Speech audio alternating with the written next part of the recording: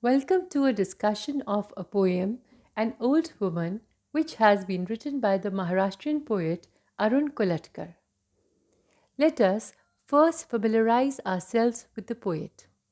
Arun Balkrishna Kolatkar was born on the 1st of November 1932 and he died on the 25th of September 2004. He wrote prolifically in both Marathi and English. He was also an award winning designer.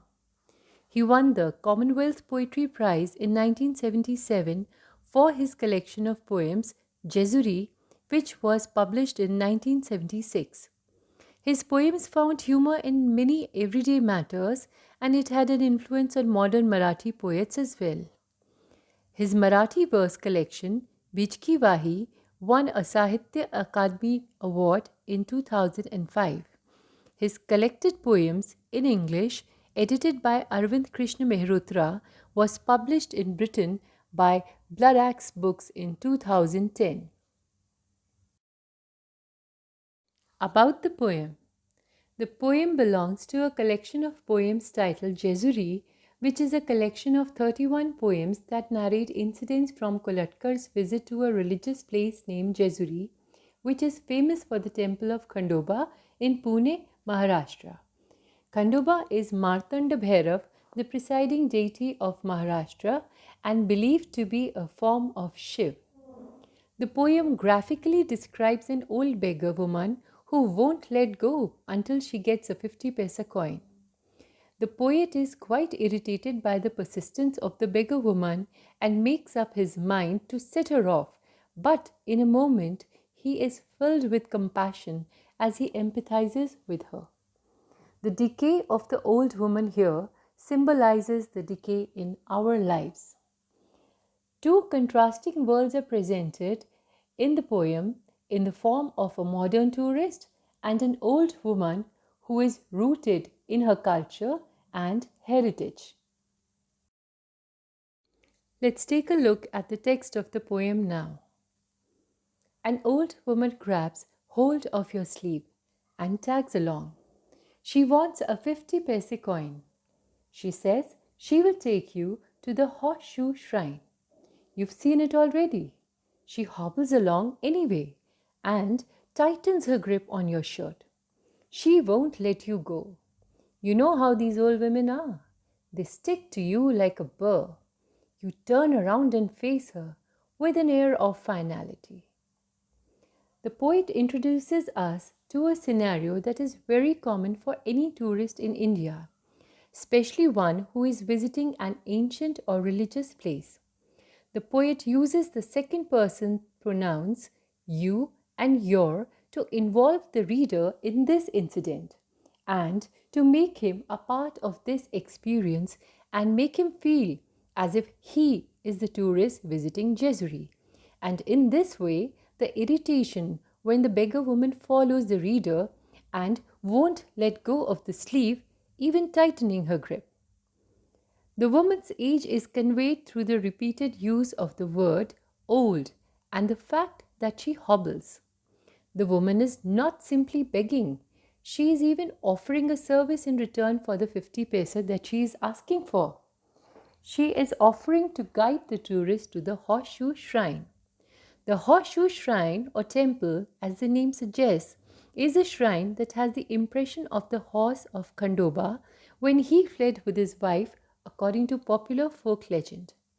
The poet says, "You have seen it already."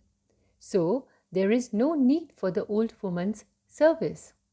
However, the beggar woman refuses to let go and hobbles along. Hobbling is a way of walking in an awkward manner which may be caused by pain or old age. The poet says, "You know how old women are." Once again, he makes the reader a part of this experience by making him agree to a fact that everyone is familiar with, which is the tenacity of old women to get something. He adds a simile to say, "They stick to you like burr."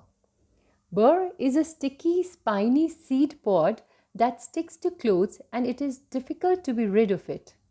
The poet has had enough of it and decides to end it. He turns around and faces her with the clear intention to end this farce or scene. However, when he actually looks at her face, he is not able to adopt a superior position with her, for her answer throws him off.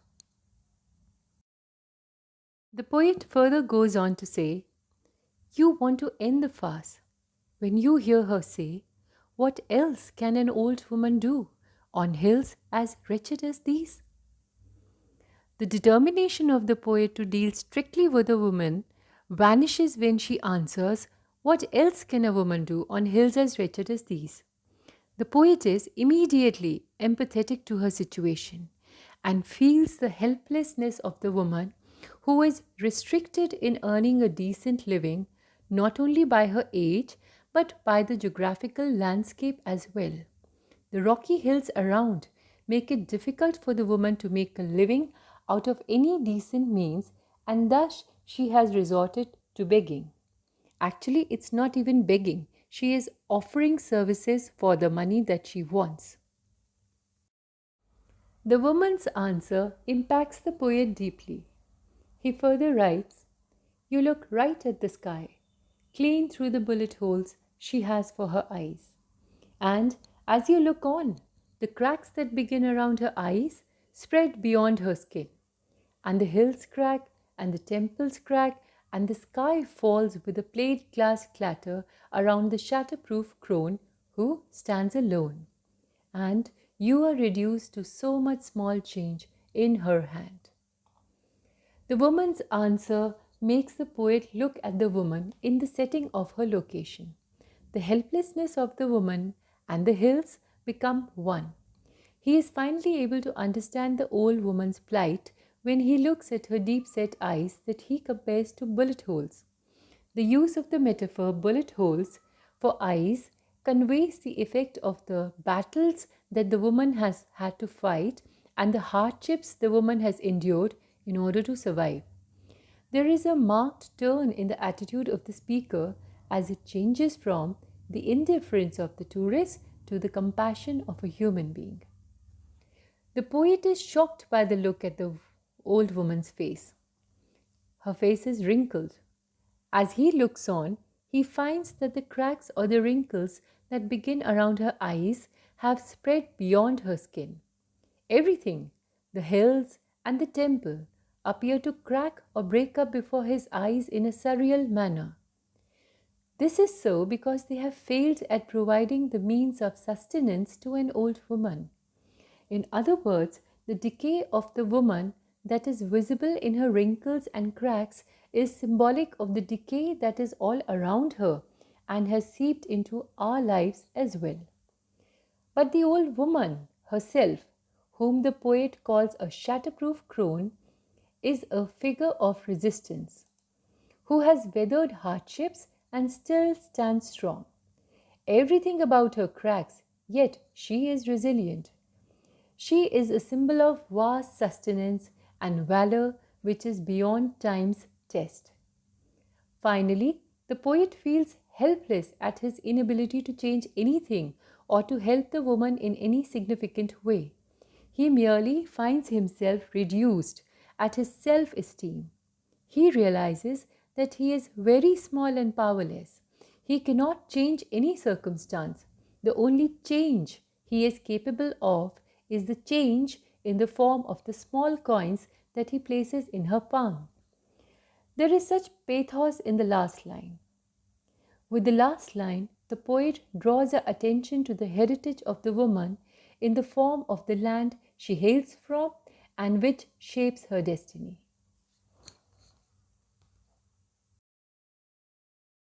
As the poem progresses, there is a change in our attitude towards the woman. In the beginning of the poem, we feel the irritation of a tourist who is pestered by an old beggar woman who is stubborn and won't let go. We barely look at her. But as the poem progresses and through the eyes of the poet, we are forced to look at her wrinkles and her bullet hole eyes. She gains in stature and appears as a woman whose resolve is strong. She can neither beat the odds of the landscape that offers her no way to earn a respectable living, nor of her age that won't allow her any hard work. Yet she refuses to bow down and manages with the means available to her. Let us now critically analyze the poem. The poem follows a formal structure in three-line stanzas or triplets. The lines are short but always with a pattern of two stressed syllables. The final line of the poem varies with a single stress, decisively bringing the poem to an abrupt stop. Most of the words are monosyllabic, giving the poem a staccato effect. The narration is in the third person. The old woman is referred to using third person personal pronouns, yet the poet uses second person pronouns in reference to the tourist. The you in the poem makes the reader feel as though he is the tourist. The poet's word choice and imagery are stark and realistic. The poet uses an apt simile to describe the tenacity of the woman who refuses to let go in the line, "They stick to you like a burr." The metaphor of bullet holes for eyes is hard hitting and it implies the battles for survival. And onomatopic effect is created with the alliterative use of the hard T sound in the line, "plate glass clatter around the shatterproof crone." With this, we come to an end of the study. I hope you like it. Thank you.